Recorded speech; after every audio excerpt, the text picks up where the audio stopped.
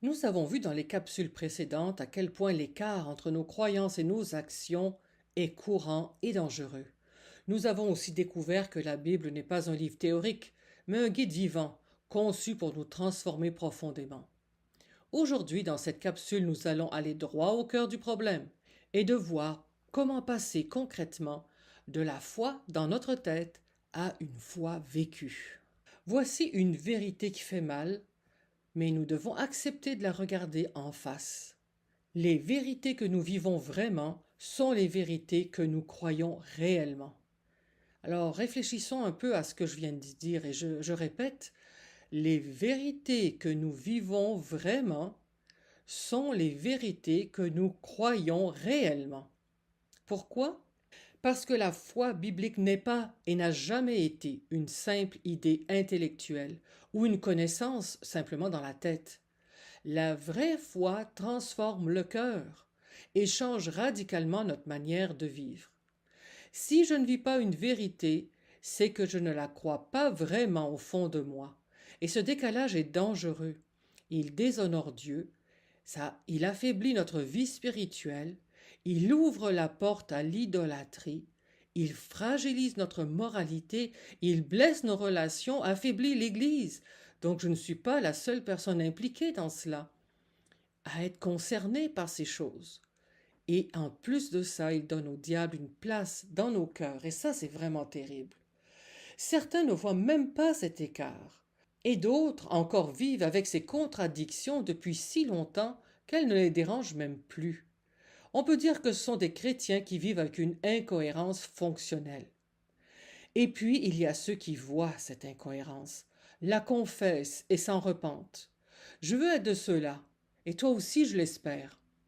La Bible nous présente deux récits bien connus, conservés par notre Dieu de grâce, précisément pour parler à des gens comme nous aujourd'hui. Il veut que nous évitions ces mêmes pièges. Tout d'abord l'histoire de Jonas. Nous connaissons bien cette histoire. Dieu appelle Jonas à aller prêcher à Ninive, une ville violente et injuste, mais Jonas déteste ces gens, et au lieu d'obéir, il fuit dans la direction opposée et monte sur un bateau. Une tempête violente éclate, les marins tirent au sort et découvrent que Jonas est la cause du problème. Et ils lui demandent: Qui es-tu? D'où viens-tu?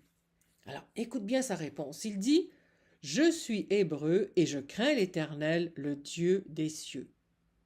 Jonas, as-tu vraiment dit: Je crains l'Éternel?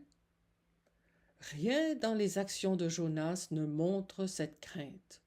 Jonas disait une chose avec sa bouche, mais vivait exactement le contraire. Jonas vivait une incohérence fonctionnelle. Sa foi n'avait pas transformé son cœur. Lui qui pourtant connaissait l'Éternel lui tenait tête, l'affrontait, lui résistait. Il exprime même clairement quand il dit à Dieu: Je te connais. Tu es un Dieu de grâce et de compassion, lent à la colère et riche en bonté, et qui regrette le mal que tu envoies.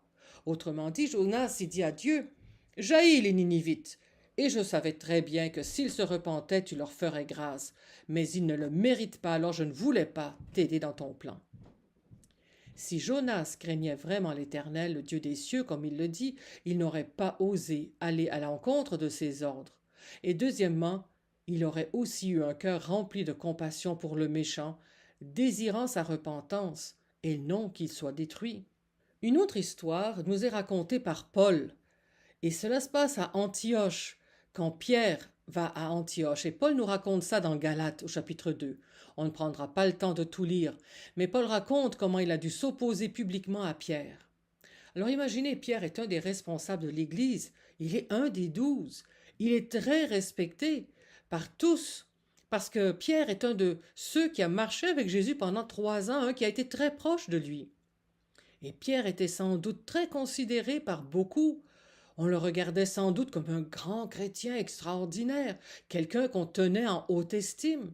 De plus, Pierre savait, par une vision très claire qu'il avait reçue de Dieu, et ensuite, quand il est allé dans la maison de Corneille, qu'il a vu la conversion de tous ces non-juifs et le fait qu'ils aient reçu le Saint-Esprit, tout comme les Juifs l'avaient eu au commencement, qu'il savait très bien que les non-juifs étaient acceptés dans l'Évangile, acceptés dans l'Église. Et Pierre n'avait pas de problème normalement avec cela, il mangeait avec eux, et quand il va à Antioche, il se tient avec ces chrétiens d'origine non juive, jusqu'au moment où des juifs attachés à la circoncision et aux traditions de l'Ancien Testament arrivent. Et là, Pierre a peur. Il se retire et se met à faire comme eux. Il se tient à l'écart des chrétiens qui étaient d'origine non juive. Même Barnabas s'est laissé entraîner dans cette hypocrisie, nous dit Paul.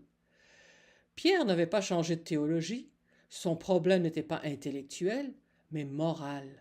Son cœur était dominé par la peur des hommes. Qu'est-ce que les autres vont penser, plutôt que d'être préoccupé par la vérité de l'Évangile.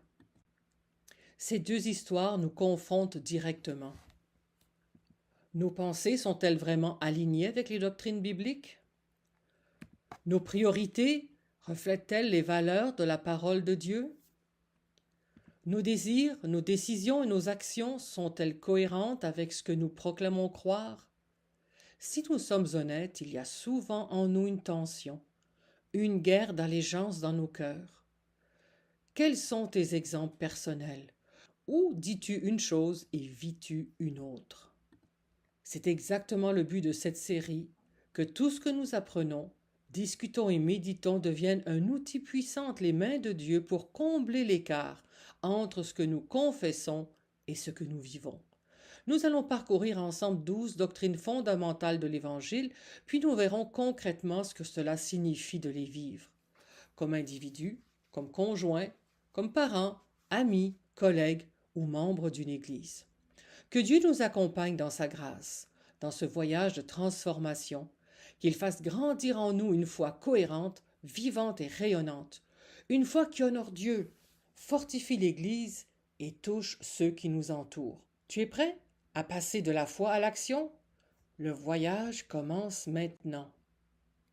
Merci d'avoir suivi ces capsules et je prie que le Saint-Esprit rende ces vérités vivantes dans ton cœur et dans ta vie quotidienne. On se retrouve très bientôt pour la suite du parcours.